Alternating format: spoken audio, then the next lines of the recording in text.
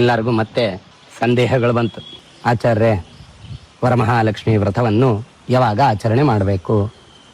August 21ನೇ ತಾರೀಕು ಶುಕ್ರವಾರನ, ಇಲ್ಲ ಬರ್ತಕ್ಕಂಥ 28 ಹುಣ್ಣಿಮೆ ದಿನ ಶುಕ್ರವಾರ ಮಾಡಬೇಕಾ ಅಂತ. ನೋಡಿ, ಭಾಳ ವಿಶೇಷ.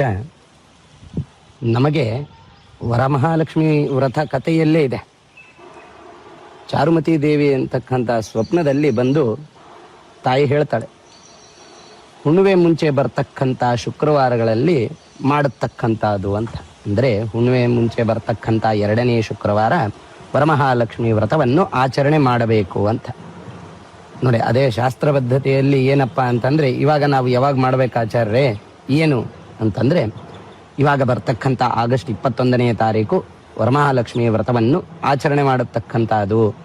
ನೋಡಿ, ಅನಿವಾರ್ಯ ಕಾರಣಗಳು ಏನಾದರೂ ಇದ್ದರೆ, ತೊಂದರೆಗಳು ಇದ್ದರೆ ಆವಾಗ ನಾವು ಹುಣ್ಣಿಮೆ ದಿನ ಮಾಡ್ಕೋಬೋದು, ಇಲ್ಲ ಇನ್ನು ಬರ್ತಕ್ಕಂಥ ಶುಕ್ರವಾರಗಳಲ್ಲಿ, ಶ್ರಾವಣ ಶುಕ್ರವಾರಗಳಲ್ಲಿ ಆಚರಣೆ ಮಾಡತಕ್ಕಂಥದ್ದು. ಆದರೆ ವಿಶೇಷ ದಿನ ಯಾವುದು ಅಂತಂದರೆ 2ನೇ ಶುಕ್ರವಾರ.